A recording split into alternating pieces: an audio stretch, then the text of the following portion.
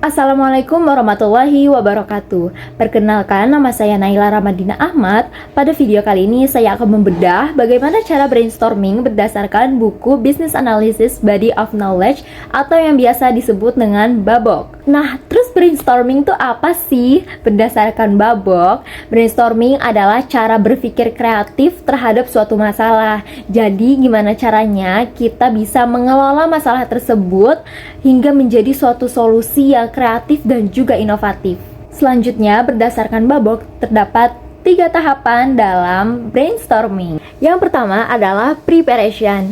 Nah, apa aja sih yang harus kita lakuin selama masa preparation ini?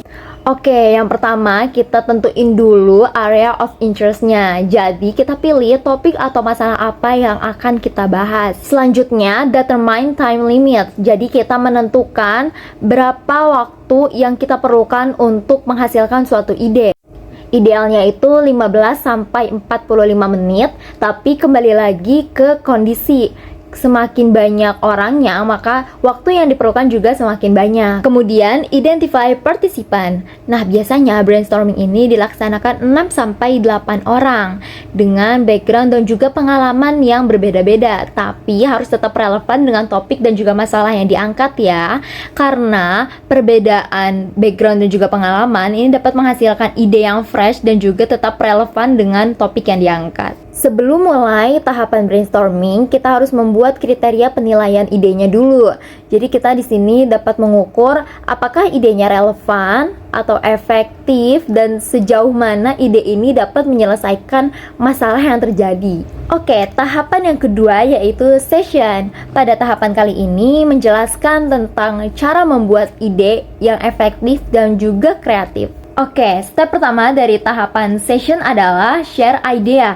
Jadi di sini para anggota share ide yang mereka hasilkan tanpa adanya kritik, diskusi dan juga evaluasi. Jadi di sini benar-benar pure kita menjelaskan apa sih ide yang udah kita hasilkan. Kemudian ide yang udah kita sampaikan tadi akan dicatat, didokumentasikan.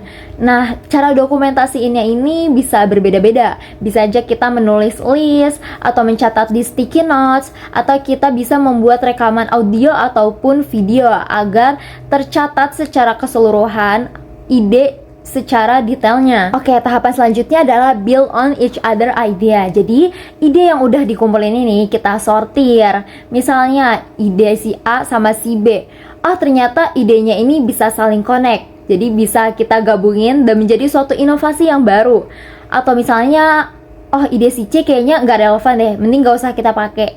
Nah, itu bisa banget. Jadi benar-benar kita sortir mana ide yang bisa kita pakai dan mana yang tidak. Nah, perlu diketahui selama masa brainstorming ini kita perlu menggali ide sebanyak-banyaknya dan seliar-liarnya agar dapat menghasilkan solusi yang kreatif dan juga inovatif. Sekarang kita masuk ke tahapan terakhir atau tahapan ketiga yaitu wrap up. Nah, apa aja sih yang harus kita lakuin selama tahapan wrap up ini? Nah, pertama-tama kita akan diskusi dan juga evaluasi dari ide yang udah terkumpul. Nah, di sini kita bisa melihat potensi apa aja sih yang dapat dikembangkan dari ide-ide yang udah kita dapatkan. Kemudian plus minusnya apa aja sih? Dan kita bisa menilai plus minusnya berdasarkan analisis SWOT. Oke, ide yang sudah terkumpulkan, selanjutnya kita kelompokkan berdasarkan tema, tujuan, dan lain-lain.